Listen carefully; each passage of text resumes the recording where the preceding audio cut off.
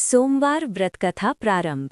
एक समय श्री विश्वनाथ महादेव जी माता पार्वती जी के सहित विचरते हुए मृत्यु लोक में पधारे और भ्रमण करते करते विदर्भ देश में अमरावती नाम की अति रमणीक पुरी में पहुंचे। वह पुरी अमरापुरी के सदृश ही सर्व प्रकार के सुखों से परिपूर्ण थी।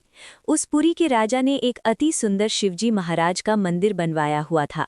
उसी मनिंदर में श्री महादेव जी अपनी धर्मपत्नी श्री पार्वती जी के साथ निवास करने लगे। एक समय पार्वती जी ने अपने पति को प्रसन्नचित्त देखकर मन बहलाने की इच्छा से उनसे चौसर खेलने का आग्रह किया। श्री महादेव जी ने अपनी प्राण प्यारी की बात मानकर चौसर खेलना प्रारंभ किया। उसी समय उस मंदिर का पुजारी पूजा के निमित्त मंदिर में आया और श्री पार्वती जी ने उस पुजारी ब्राह्मण से प्रश्न किया कि इस चौसर की बाजी में किसकी जीत होगी। भाग्यवश ब्राह्मण बिना विचारे ही बोल उठा कि श्री महादेव जी की जीत होगी, परंतु हुआ इसके विरुद्ध और थोड़ी देर में बाजी समाप्त होने पर श्री पार्वती जी की जीत हो गई। इस पर पार्वती जी को ब्राह्मण के झूठ बोलने के कारण बहुत क्रोध आया और उसको श्राप देने के लिए तैयार हो गईं। यद्यपि महादेव जी ने पार्वती जी को बहुत समझाया, परंतु उन्होंने कुछ भी न मानकर ब्राह्मण को कोढ़ी होने का श्राप दे ही डाला। कुछ दिनों पश्चात पार्वती जी के श्रापवश कोढ़ी हो गया और अनेक प्रकार के कष्टों को भोगने लगा।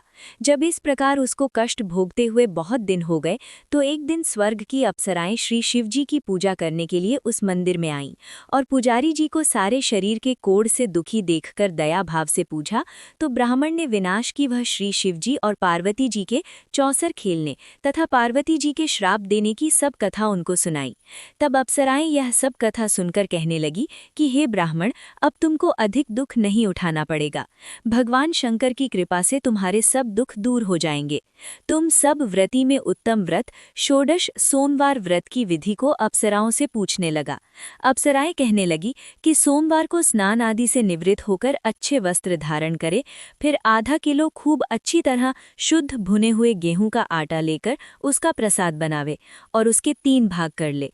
फिर चंदन, अक्षत, फूल, धूप, नैवेद्य, पुंगी फल, बेलपत्र, यज्ञपवीत आदि द्वारा प्रदोष काल में भगवान शंकर का पूजन भक्ति और श्रद्धा से युक्त होकर करे। तो भक्तों, ये थी भगवान शिव की सोमवार की व्रत की कथा। पूरी उम्मीद है कि आपको ये कहानी अच्छी लगी होगी। अच्छी लगी तो वीडियो को लाइक, शेयर और चैनल को सब्सक्राइब करना न भूलें। ओम नमः शिवाय। जय जय सिया राम।